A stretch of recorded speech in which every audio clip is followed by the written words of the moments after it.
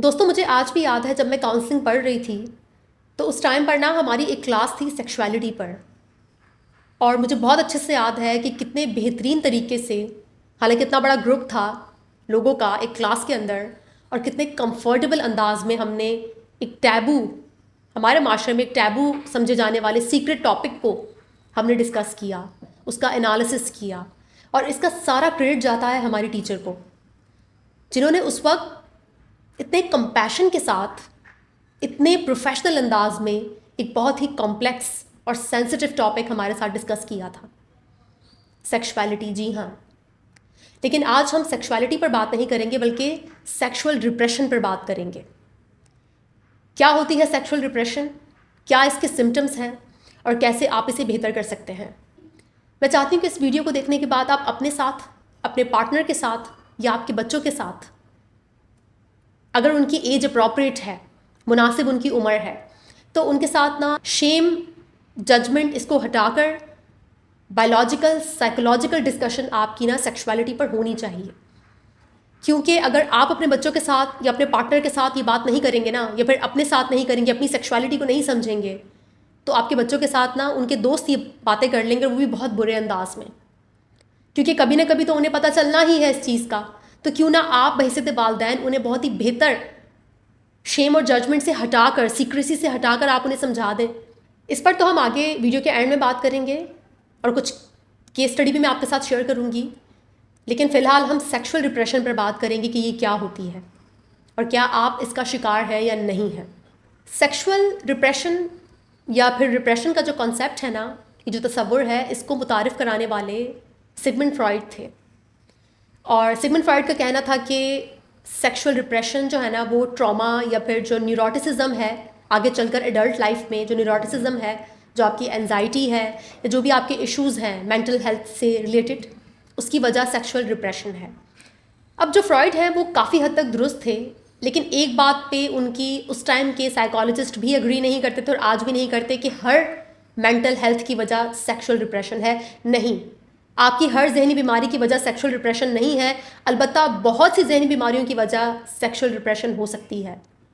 इस बात पर फ्रॉइड के टाइम पर भी लोगों ने काफ़ी एतराज़ किया था, काफ़ी क्रिटिसाइज़ किया था फ्रॉइड को, और आज भी करते हैं लोग।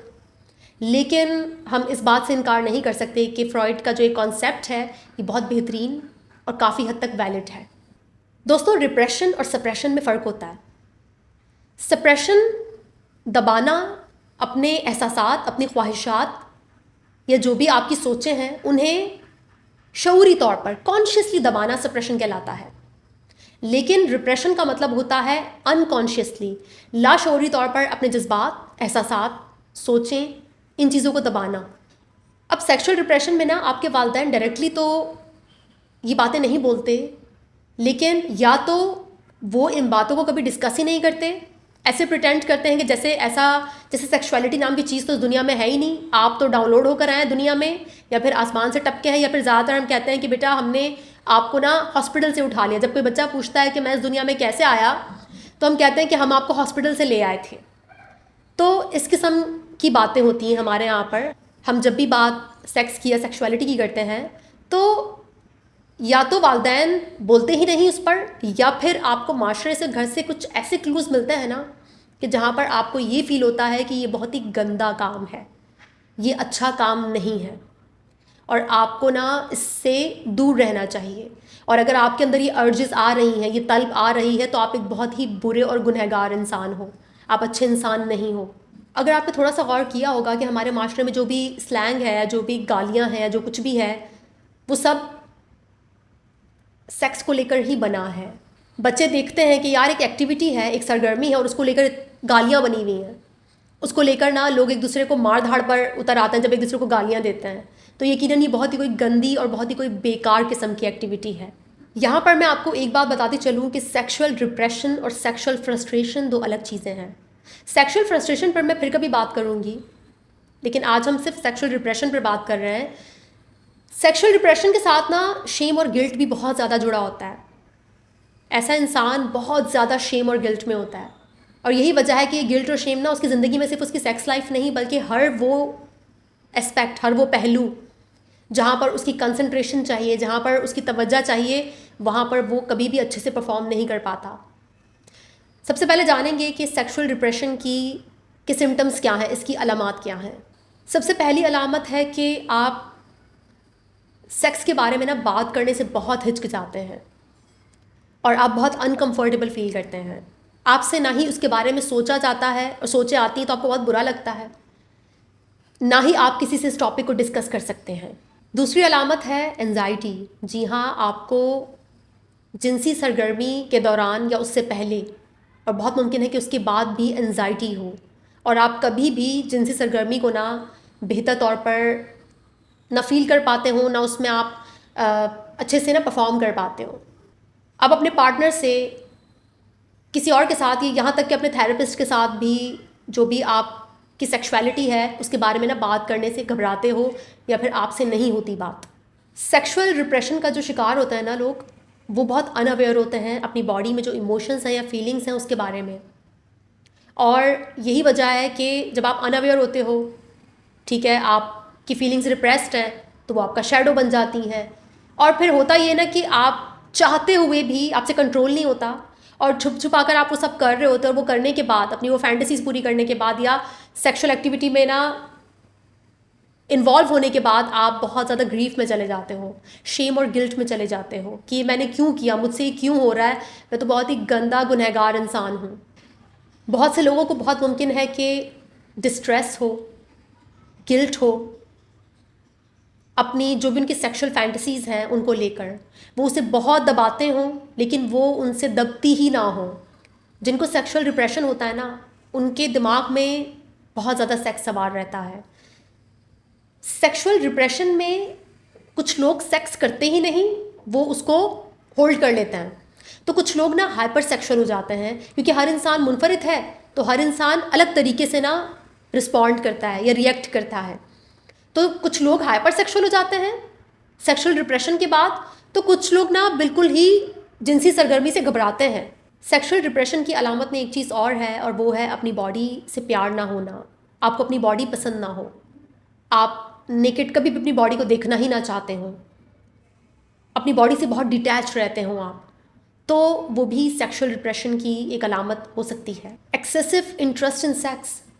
जी हाँ, जैसे कि मैंने आपसे कहा कि आपके जहन पर बहुत ज़्यादा सेक्स सवार रहना, आप ज़रा सा किसी खातून को देख लें या किसी मर्द को देख लें, और आपसे बिल्कुल आपके जहन पे सेक्स ही सवार है, और आपको नहीं कंट्रोल होता, आपसे अपनी फैंटेसीज कंट्रोल नहीं होती, आप डे ड्रीमिंग करते हो, आप दिन के टाइम भी काम की जगह पर भी यही सोच रहे हो। तो इस बात का ये हरगिज़ मकसद नहीं है कि आप जो हो ना वो बहुत ज़्यादा कोई आपकी कुछ ज़्यादा ही डिज़ायर हो गई है, या आप बहुत ही कोई बुरे इंसान हो।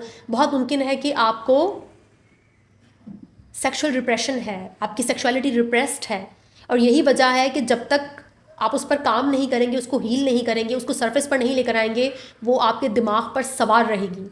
अब बात करेंगे वजूहात पर, क्योंकि जब वजूहात ही पता नहीं होंगी तो आप कैसे मालूम करेंगे कि आपको सेक्सुअल डिप्रेशन क्यों है, इसके पीछे क्या वजह है। सेक्सुअल डिप्रेशन में सबसे पहली वजह तो सोसाइटी और कल्चर है।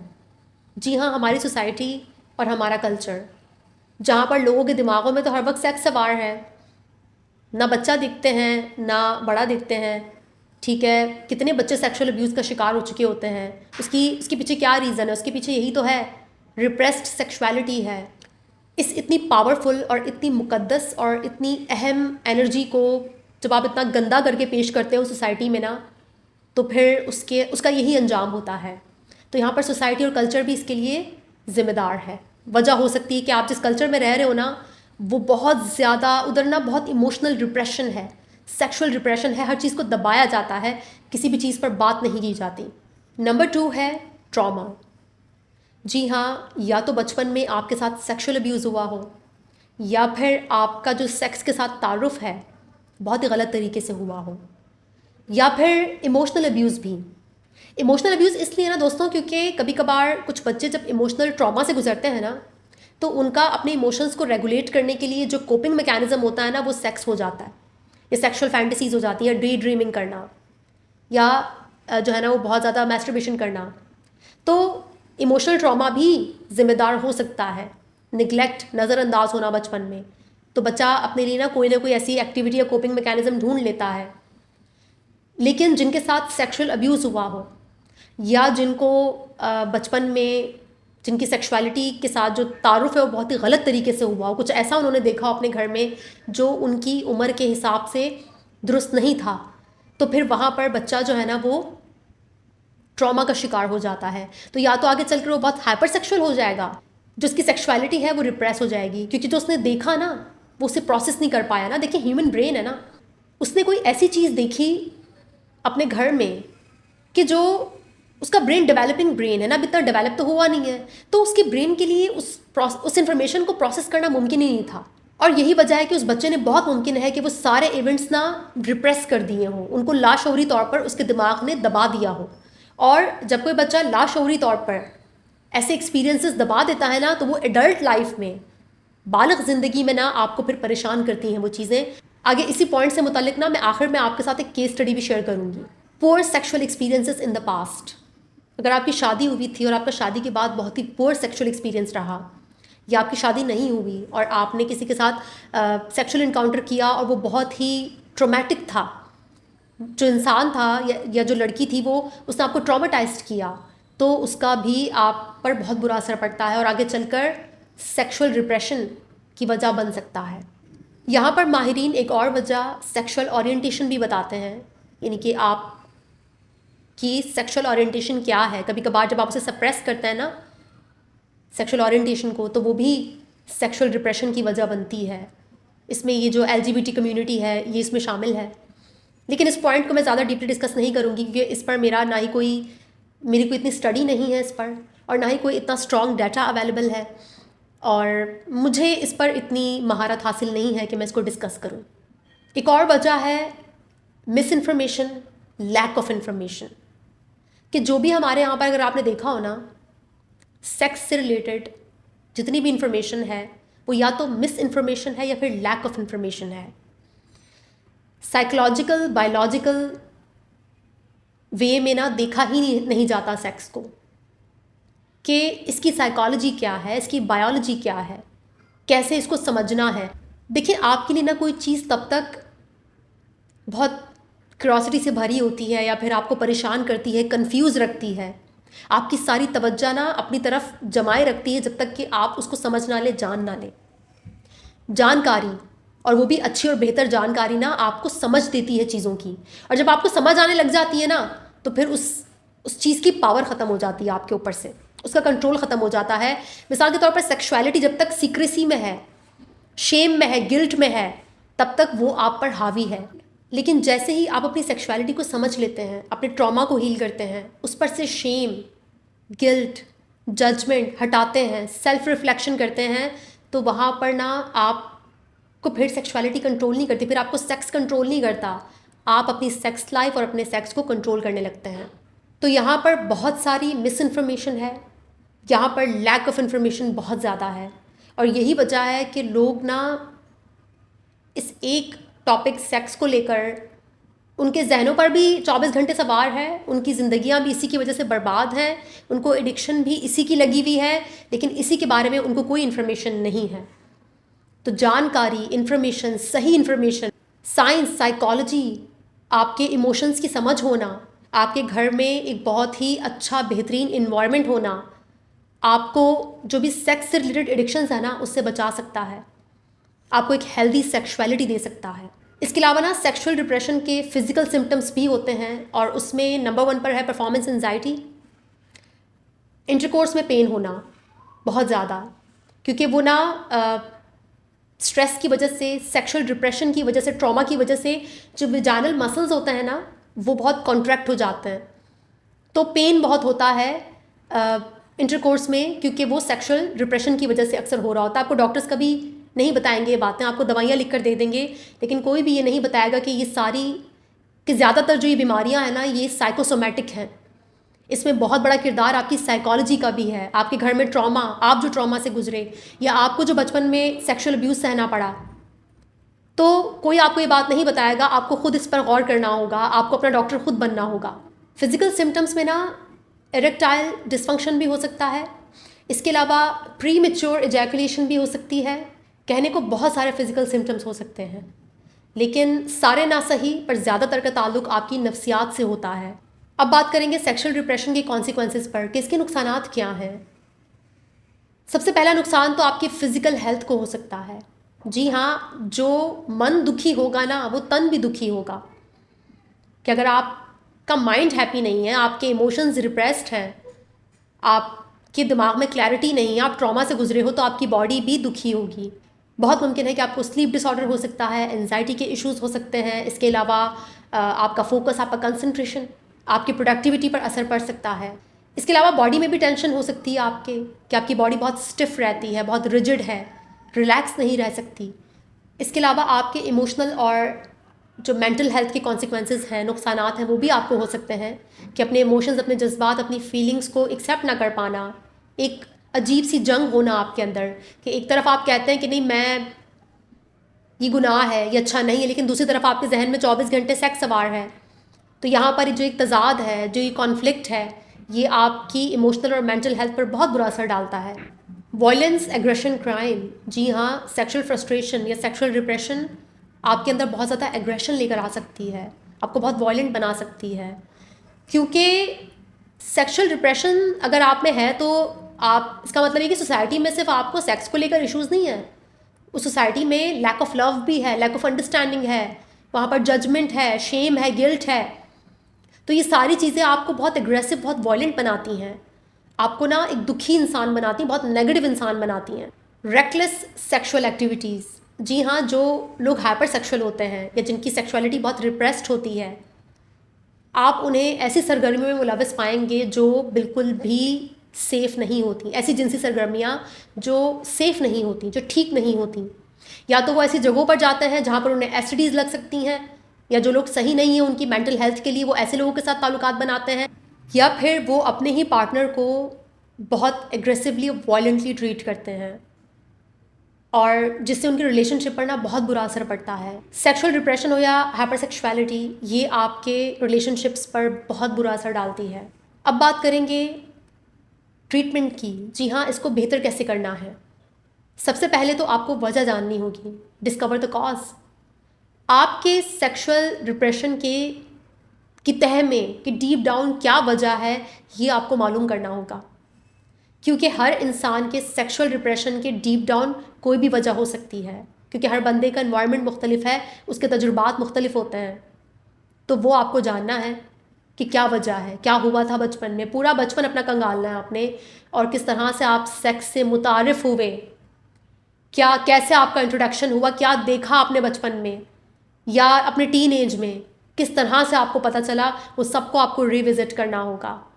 अब जब आप कोई भी कॉज डिस्कवर कर लेंगे अपने सेक्सुअल डिप्रेशन की, तो उसके बाद आपको एक एक्सपर्ट की ज़रूरत होगी, सेक्स थेरेपिस्ट की, या कोई ऐसा थेरेपिस्ट, ऐसा साइकोलॉजिस्ट जो इस टॉपिक पर बेहतर मालूमात रखता है, इस टॉपिक पर आपको बहुत अच्छे से गाइड कर सकता है, कि उसकी थोड़ी बहुत एक्सपर्टीज़ है इसमें। अगर आपको सेक्स थेरेपिस्ट नहीं मिल रहा, तो कोई भी थेरेपिस्ट जो आपके साथ इस टॉपिक को और इस मामले को बहुत अच्छे से रिजॉल्व करने की एक्सपर्टीज़ रखता हो, और बिना किसी शेम और जजमेंट के आपको आपकी जो भी आपका सेक्सुअल डिप्रेशन है उसको प्रोसेस करने में और उसको हील करने में आपकी मदद करे।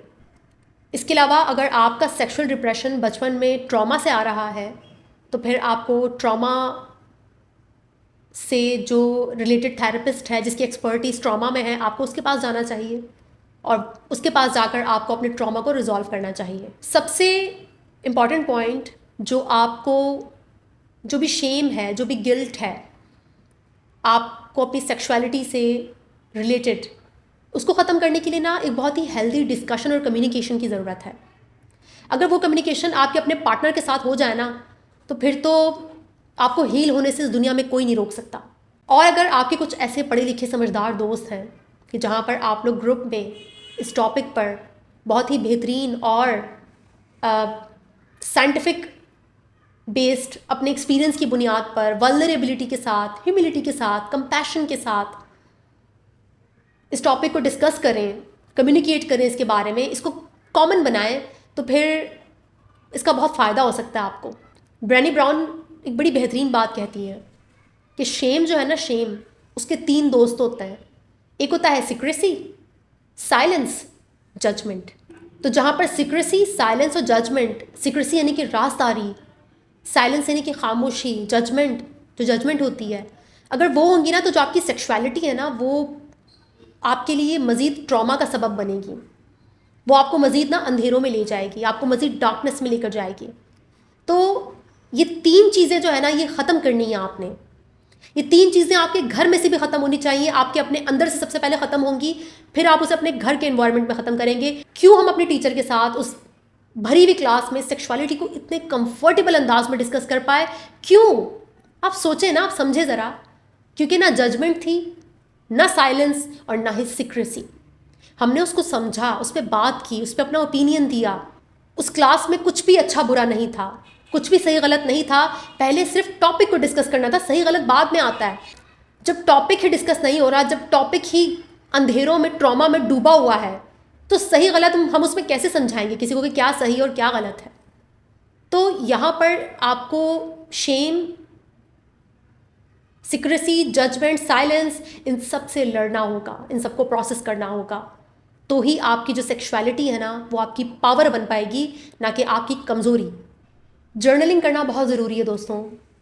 जो भी आपकी थॉट्स हैं, अर्जेस हैं, फैंटेसीज़ हैं, आपकी डे ड्रीमिंग, अपने आप को शेम मत करें उसके लिए। आपके साथ जो हुआ है ना, आप उसका प्रोडक्ट हैं। जो आपके हालात थे आज आप वैसे हैं। तो अपने आप को शेम मत करें और जर्नलिंग करें। मज़ीद अपनी थॉट्स, अपनी फीलिंग्स, अपने इमोशंस को जानें। गौर करें कि सेक्स को लेकर आप किस किस्म के अल्फाज का इस्तेमाल करते हैं, कैसी आपकी फैंटेसीज़ आती हैं, कितना वॉयलेंस है उस फैंटेसीज़ में, कितना एग्रेशन है, क्या है आपकी फैंटेसीज़ में। गौर करें आपकी फैंटेसीज़ जो है ना वो आपको, जो आपकी चाह है, जो आपको नहीं मिल सका या जो ट्रॉमा से आप गुजरे हो, आपको उसे समझने में बहुत मदद देंगी। तो यहाँ पर जर्नलिंग करना बहुत ज़रूरी है। अपने इमोशंस की, अपनी थॉट्स की, अपनी फैंटेसीज़ की, अपनी अर्जेस की, हर चीज़ की जर्नलिंग करें। इतना लिखें ना, इतना लिखें कि आपके हाथ थक जाएं, आपके दिमाग में कोई थॉट ही बाकी ना रहे, और फिर जो भी है उसे फाड़ कर फेंक दें अगर आप उसे सीक्रेटली कहीं पर संभाल कर नहीं रख सकते। क्योंकि ये वीडियो जो लोग देख रहे हैं ना वो तो अवेयर हो जाएंगे, वो तो किसी को जज नहीं करेंगे, लेकिन ये जो माशरा है ना, जिनके दिमागों में तो 24 घंटे सेक्स सवार रहता है, जो बच्चों को अब्यूज़ करने से भी पीछे नहीं हटते, जो इंसेस्ट, जी हाँ, इंसेस्ट से भी पीछे नहीं हटते, तो ये अवाम बाहर लबादा तो शराफत का ओढ़ती है और अंदर जो है ना वो बहुत ज़्यादा घुटन है, ठीक है, बहुत ज़्यादा ना सफोकेशन है। तो इसमें शेम नहीं करना, मैं उन्हें कसूरवार नहीं ठहरा रही। उनको खुद भी नहीं पता कि वो ऐसे क्यों हैं, उनको उनके हालात ने ऐसा बनाया ना, हम उन्हें भी कुछ नहीं कह सकते। लेकिन जो लोग भी ये वीडियो देख रहे हैं, ज़ाहिर सी बात है पूरा पाकिस्तान ये वीडियो नहीं देखेगा, बहुत चंद लोग देखेंगे ये वीडियो। तो आपके लिए मौका है अपनी सेक्सुअलिटी को एम्ब्रेस करने का, अपने घर में शेम, जजमेंट, सीक्रेसी, साइलेंस, इन चीज़ों को ख़त्म करने का, और जो कुछ भी है उसको एक्नॉलेज करने का आपके लिए मौका है ये। तो दूसरों के लिए दिल में कंपैशन रखें, अपनी आवाम के लिए, अपनी कौम के लिए कंपैशन रखें, क्योंकि हर इंसान अपने हालात का मारा हुआ है। हर इंसान जो आज है ना वो अपने हालात की वजह से है। तो मैं कभी भी अपनी कौम को ना, मैं दिल में कंपैशन ही रखती हूँ। मुझे थोड़ा गुस्सा आ भी जाए तो मैं कहती हूँ यार इसमें उनका क्या कसूर है। तो कंपैशन होना चाहिए, लेकिन आपको अपने घर, अपने इर्द गिर्द बाउंड्रीज बनानी होंगी, हदूद मुकर्रर करनी होंगी। इसके अलावा आपको अपने बिलीफ सिस्टम को भी चैलेंज करना है। जी हाँ, CBT करना बहुत ज़रूरी है, कॉग्निटिव बिहेवियरल थेरेपी। या अगर आप लोगों को जज करते हैं, आप ख़ास किस्म के लोगों को देखते हैं और आप उन्हें जज करना शुरू कर देते हैं, तो ये आपके लिए मौका है अपने आप को समझने का, अपने बिलीफ सिस्टम को चैलेंज करने का, अपनी थॉट्स को चैलेंज करने का और उन्हें बदलने का। तो CBT भी कर सकते हैं आप।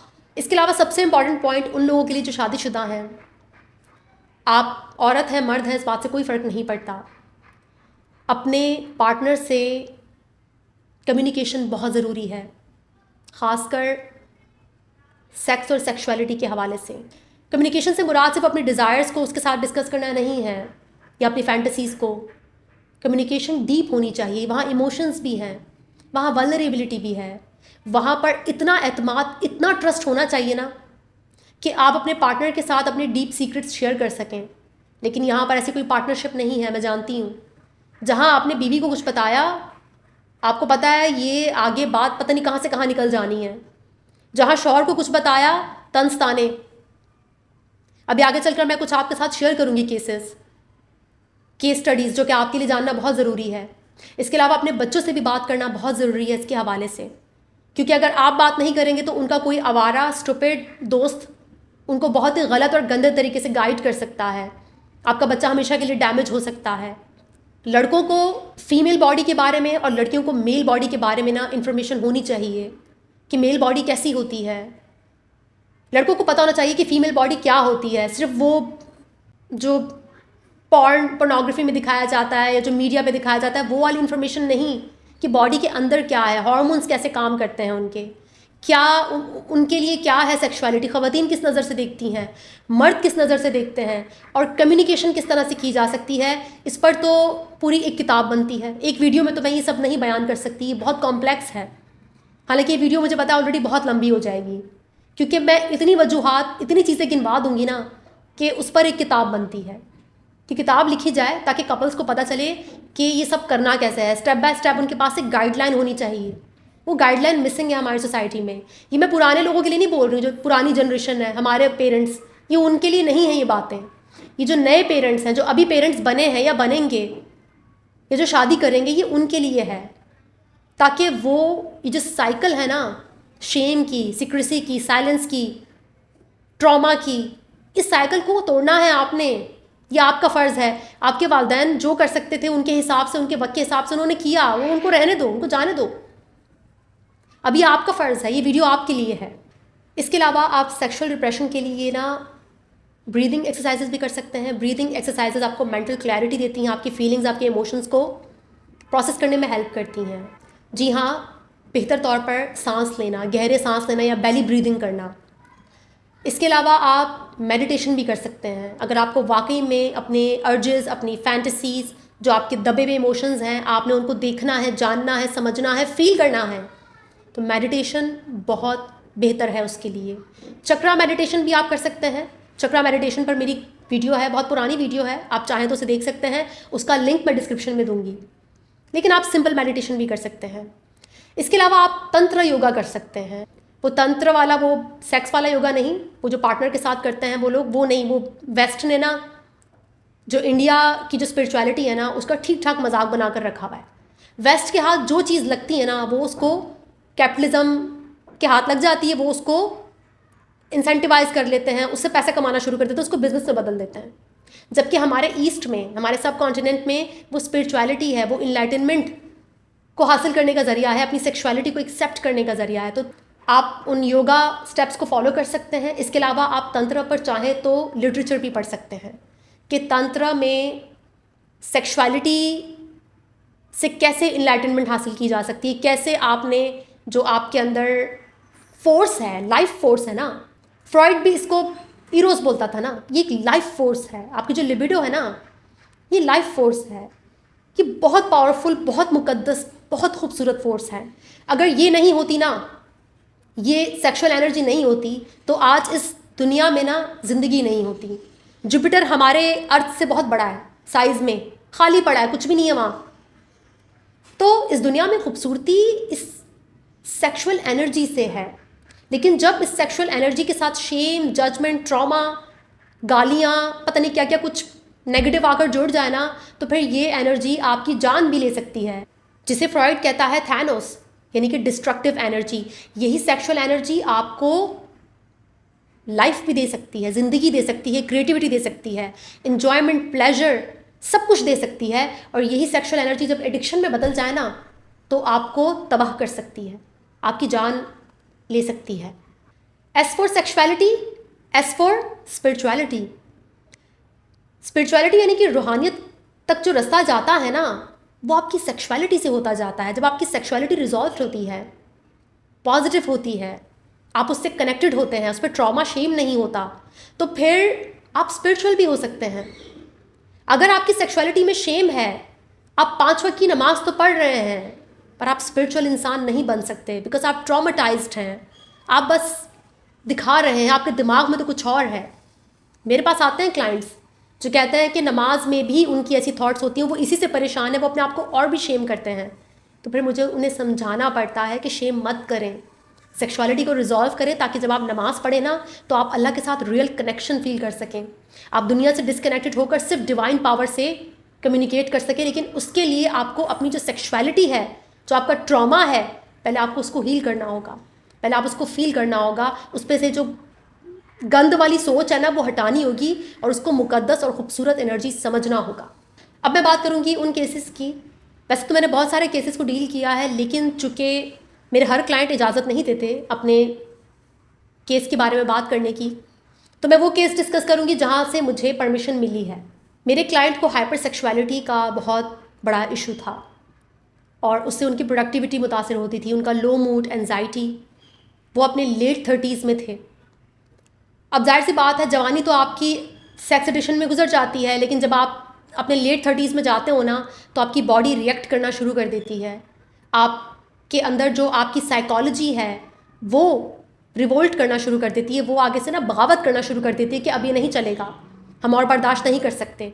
तो उनका जो चाइल्डहुड था वो बहुत बुरा था। कैसे बुरा था? उस बुरेपन में ना सबसे बड़ा किरदार उनके वालिदैन का था। उनका बहुत ही छोटी उम्र में सेक्स से तारुफ हुआ, वो भी अपने वालिदैन को देखकर।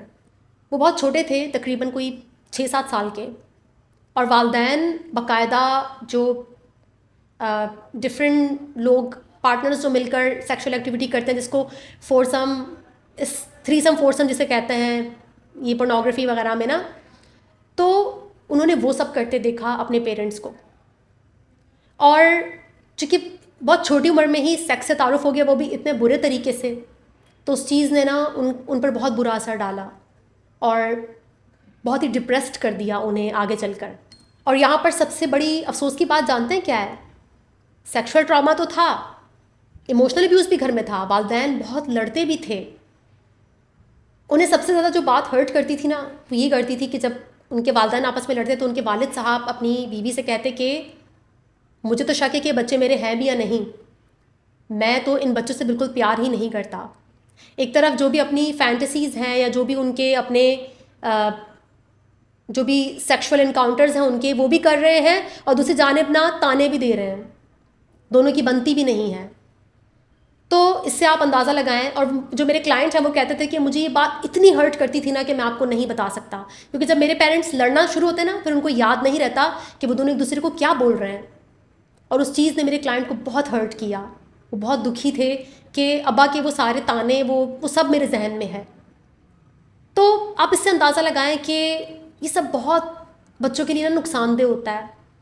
एक तो आप में शऊर नाम की चीज़ नहीं है, आपने बच्चों के साथ कभी ये चीज़ें डिस्कस नहीं की, और ऊपर से फिर आप इस किस्म की एक्टिविटीज़ में मुलव्वस हैं। बच्चे भी आपके ये सब देख लेते हैं और उनको नहीं पता कि उस इंफॉर्मेशन को कैसे प्रोसेस करना है, तो फिर उसका नुकसान उन बच्चों को होता है जब वो एडल्ट होते हैं। तो प्लीज़, अगर आपका बच्चा 8 साल से ऊपर है तो उसको आपको बताना चाहिए कि वो कैसे पैदा हुआ, इस दुनिया में कैसे आया, कि उसे आप अस्पताल से नहीं लेकर आएँ, बल्कि आपको उसको स्पर्म की और ओवरी की ना इन्फॉर्मेशन देनी होगी। आपको बताना होगा कि आधे क्रोमोसोम्स जो है ना वो अम्मा के हैं और आधे क्रोमोसोम्स जो है वो अब्बा के हैं, और कैसे एक इंसान बनता है और कैसे 9 मंथ्स लगते हैं उसे बनने में, और कैसे वो अपनी मदर की बैली में था। आपको बच्चे को ये दिखाना होगा, बताना होगा, और फिर आगे चलकर जब वो थोड़ा सा और बड़ा हो तो आपको उसको बताना होगा या एजुकेशन देनी होगी या दिलवानी होगी किसी चाइल्ड साइकोलॉजिस्ट से या किसी एक्सपर्ट से जो सेक्स एजुकेशन में एक्सपर्ट होते हैं, उनके ज़रिए, कि बच्चे को पता लगे कि हाँ यार ये इंटरकोर्स होता है, ये यूँ होता है और ऐसे बच्चा दुनिया में आता है। कि उसको ना अपने दोस्तों से, गलत गैदरिंग में, पोर्नोग्राफी से, इन चीज़ों से पता ना लगे, उसे आपसे पता लगना चाहिए, या फिर किसी भी सेक्स एजुकेशन देने वाले बंदे से पता लगना चाहिए जो एक्सपर्ट है इस काम में। और अगर कोई नहीं है ऐसा तो आप बने एक्सपर्ट अपने बच्चे के लिए, और वो तब मुमकिन होगा जब आपका ट्रॉमा हील होगा, जब आपकी सेक्सुअलिटी रिजॉल्व होगी। आज हम एक ऐसी दुनिया में रह रहे हैं ना जो हाइपर सेक्सुअल है। फेसबुक की रील्स हों, इंस्टाग्राम की रील्स हों, आपको तो पोर्नोग्राफी की ज़रूरत ही नहीं है। सॉफ्ट पॉर्न इतना मौजूद है कि मैं तो कहती हूँ अल्लाह जाने इन बच्चों का क्या होगा। तो जितना इसको आप नॉर्मलाइज करेंगे, जितना आप इसको हवा नहीं बनाएंगे, टैबू नहीं बनाएंगे, और अगर आप किसी ऐसे ट्रॉमा या आदतों में मुलव्वस से अपने आप को हील करेंगे, आपका बच्चा ऑटोमेटिकली हील हो जाएगा। ये पेरेंटिंग की सबसे बड़ी टिप दे रही हूँ आपको, इस पर वीडियो बनाऊंगी, कि अगर बच्चे की तरबियत करनी है ना, तो बच्चे की तरबियत मत करो, अपनी करो। अपना ट्रॉमा हील करो, तुम्हारे घर में ट्रॉमा नहीं होगा ना, तुम्हारे घर की एनर्जी पॉजिटिव होगी। जब एनर्जी पॉजिटिव होगी, शेम, जजमेंट, गिल्ट, ट्रॉमा कुछ भी नहीं है, बच्चे के इमोशंस को समझा जाता है, बच्चे की रिस्पेक्ट की जाती है, बच्चे को वुमेन बॉडी की, जो वुमेन की बॉडी है ना, उसकी नॉलेज दी जाती है कि क्या होता है मेंस्ट्रुएशन साइकिल, क्या होता है पीरियड्स, क्या होते हैं, बच्चे कैसे बनते हैं, उसे कुछ नहीं पता। शेम, इतना शेम है, बस बाहर बाहर से ही शेम है, अंदर अंदर तो बहुत कुछ है। तो ये सारी वो चीज़ें हैं कि जिस पे आपको पहले बहसियत वालिदैन काम करना होगा, और अगर आप वालिदैन नहीं हैं तो अपने लिए ही काम करना होगा आपको, ताकि एक बेहतर माशरा बने, हम इस चीज़ से बाहर निकलें और कभी भी इस किस्म की सेक्सुअल एक्टिविटीज़ में इन्वॉल्व ना हो, जिसके बाद फिर आप सब एक दूसरे को ताने गालियाँ दें, और जो बच्चे आपने पैदा किए हैं ना, वो सफ़र करें, वो दुख में रहें, उनकी ज़िंदगी तबाह हो जाए।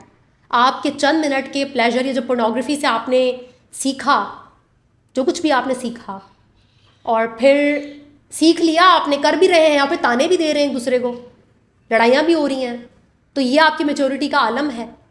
तो इस चीज़ को समझें और इस किस्म की एक्टिविटीज़ से दूर रहें, क्योंकि ये आपके घर के इन्वायरमेंट को ना ट्रॉमेटाइज्ड करती हैं, उसको डार्क बनाती हैं। वहाँ पर जो एनर्जी होती है ना, वो कंफर्टेबल एनर्जी नहीं होती। और फिर आप कहते हैं कि हमें डिप्रेशन है, एंजाइटी है, हमें खुशी नहीं है, हम हैप्पीनेस नहीं है। तो कहाँ से आएगी हैप्पीनेस? आपकी सेक्सुअलिटी में इतना ट्रॉमा है तो आप हैप्पी कहाँ से होगे? दूसरी केस स्टडी जो मैं आपके साथ शेयर करने वाली हूँ, ये वालिदैन के लिए है। बहुत ही अनकम्फर्टेबल होगा आपके लिए सब सुनना, लेकिन बहुत कंफर्टेबल बातें हो गई हैं हमारे माशरे में। मेरे ख्याल से किसी को आकर ना थोड़ा सा आपको अनकम्फर्टेबल करना चाहिए। तो ये केस है एक बच्चे का, मैं बच्चा बोल रही हूँ पर मैं आज जेंडर रिवील नहीं कर रही उसका। और बहुत ही छोटी एज में ना उस बच्चे ने सेल्फ प्लेजर लेना सीख लिया था। अब उसकी जो मदर है वो मेरे साथ डिस्कस कर रही थी उस केस को। जिस तरह से वो डिस्कस कर रही थी, मुझे बहुत दुख हुआ कि कैसे वो अपने बच्चे को शेम कर रही थी, और किस तरह से वो बाकायदा उसकी शिकायत लगा रही थी और यूँ फील करा रही थी कि वो एक बहुत ही गंदा बच्चा है, बुरा बच्चा है, सिंफुल है, और उससे उनका बस नहीं चल रहा था कि वो करे तो क्या करे उसके साथ। मार पिटाई भी उन्होंने बहुत कर ली थी बच्चे की। तो मैंने उनसे कहा कि उसे चाइल्ड साइकोलॉजिस्ट के पास लेकर जाएं। मैं चाइल्ड साइकोलॉजिस्ट नहीं हूँ, लेकिन चूंकि मैं मदर से बात कर रही थी, मैं उनकी थेरेपी कर रही थी। मदर सिवियरली ट्रॉमेटाइज्ड थी, सिवियरली। और जिस तरह से वो अपने बच्चों के बारे में मुझसे बात करती है, मुझे दुख भी बहुत होता, लेकिन मैं समझती थी कि वो ट्रॉमेटाइज्ड है, उनको नहीं पता कि वो क्या कर रही हैं। हालांकि बच्चे ने जो वो सेल्फ प्लेजर वाला जो सीखा ना, उसने कहीं पोर्नोग्राफी से नहीं सीखा था। उसके पास कोई एक्सेस नहीं था पोर्नोग्राफी का। उसने अपनी मदर से वो सीखा था। मदर इस बात को एक्सेप्ट करने को तैयार नहीं थी, लेकिन चूंकि उनका एक अफेयर था और वो अफेयर बहुत इंटेंस था, और जिस तरह से वो अफेयर था, तो वहाँ से मैंने कड़ियाँ जोड़ के बताया कि बच्चे ने यहाँ से सीखा है, और प्लीज़ अब आपने उसे शेम नहीं करना, उसमें उसका कोई कसूर नहीं है। कसूर आप वालिदैन का है, आप लोग ट्रॉमेटाइज्ड हो। मैं समझ सकती हूँ आप सबने बहुत दुख देखा है अपनी ज़िंदगी में, लेकिन प्लीज़ इस बात को एक्सेप्ट करें, अपने आप को भी माफ़ करें, बच्चों को भी माफ़ करें, आगे बढ़ें, हील हो। क्योंकि मैं जानती हूँ जो वालिदैन ये सब कर रहे हैं वो जानबूझकर नहीं कर रहे हैं, लेकिन किसी को तो बताना होगा ना कि जो आप कर रहे हैं वो गलत कर रहे हैं। अब मैं इमेजिन कर सकती हूँ कि वो बच्चा किस तकलीफ़ से गुजर रहा होगा, क्या एडिक्ट बनेगा वो आगे जाकर, जो उसको शेम किया गया है, जो रवैया उस बच्चे के साथ रखा गया है, मैं आपको नहीं बता सकती। मैं सोचकर, एक थेरेपिस्ट होने के नाते, जब मैं सोचती हूँ ना तो मैं कांप जाती हूँ। मैं कहती हूँ उस बच्चे का क्या होगा। तो प्लीज़ अगर आपका बच्चा किसी भी ऐसी एक्टिविटी में मुलव्वस है तो उसे शेम मत करें, इसमें गलती आपकी है, कैपिटलिज्म की भी है। मैं मानती हूँ हर चीज़ को हाइपर सेक्सुअलाइज करके रखा हुआ है, लेकिन आपकी नंबर 1 पर है, क्योंकि आपके साथ बच्चा ज़्यादा टाइम गुजारता है। आपकी सेक्सुअलिटी में ट्रॉमा है तो बच्चा भी ट्रॉमेटाइज्ड है। तो प्लीज़ अपने आप को हील करें। मैं थोड़ा सा यहाँ पर हर्ष और सख्त हो रही हूँ, क्योंकि जब बात बच्चों की आती है तो मैं खुद एक माँ हूँ, मेरा दिल दुखता है बच्चों के लिए। बच्चे बहुत हेल्पलेस होते हैं, बहुत इनोसेंट होते हैं ना, समझा करें आप लोग, माँ बाप बहुत जालिम होते हैं। मैं माँ हूँ, मैं जानती हूँ कि मेरे पास कितनी पावर है अपने बच्चे की ज़िंदगी को बर्बाद करने के लिए, उसे उसका कॉन्फिडेंस, उसकी शख्सियत बर्बाद करने की ताकत मुझे अल्लाह ने दी है। अल्लाह ने माँ बाप को बहुत बड़ा दर्जा इसलिए नहीं दिया कि वो कोई बहुत अजीम है, इसलिए दिया है क्योंकि उनके पास पावर बहुत है, और पावर से आती है रिस्पॉन्सिबिलिटी। तो सोचें आप, कितनी पावर है आपके हाथ में कि आप अपने बच्चे की पूरी ज़िंदगी बर्बाद कर सकते हैं। कितनी पावर है ना। और इस पावर को आप अब्यूज़ मत कीजिएगा, वरना कर्मा कहीं नहीं जाने वाला, ठीक है, वो आपके पास ही आने वाला है। तो अगर आपका बच्चा किसी ऐसी एक्टिविटी में मुलविस है तो प्लीज़ उसका साथ दीजिए, उसे शेम मत कीजिए, उसे समझिए, उसके लिए अच्छा सा साइकोलॉजिस्ट ढूंढिए, और अपने आप को भी हील कीजिए और बच्चे की मदद कीजिए कि वो उस एडिक्शन से बाहर निकले। 6 साल, 7 साल, 5 साल, 8 साल, ये बहुत नामुनासिब एज है सेक्स जैसे कॉम्प्लेक्स एक्टिविटी को समझने के लिए।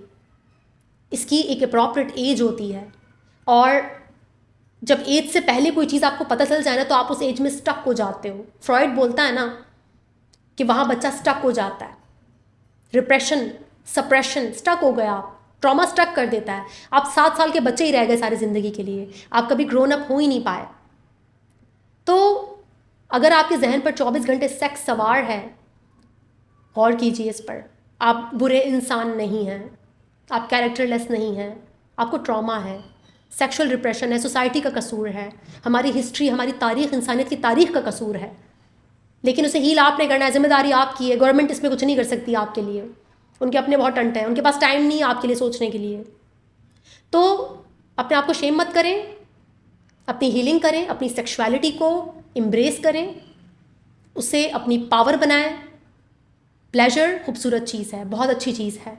सेक्स बहुत खूबसूरत एक्टिविटी है, बहुत सेक्रेड मुकद्दस एनर्जी है, और इसको यूँ नेगेटिव मत करें, और ना ही इसकी नेगेटिव इमेज अपने बच्चों के जहनों में बनाएं। और उसके लिए ज़रूरी है कि पहले अपने ऊपर काम किया जाए, अपने आप को हील करें, अपनी सेक्सुअलिटी को रिजॉल्व करें।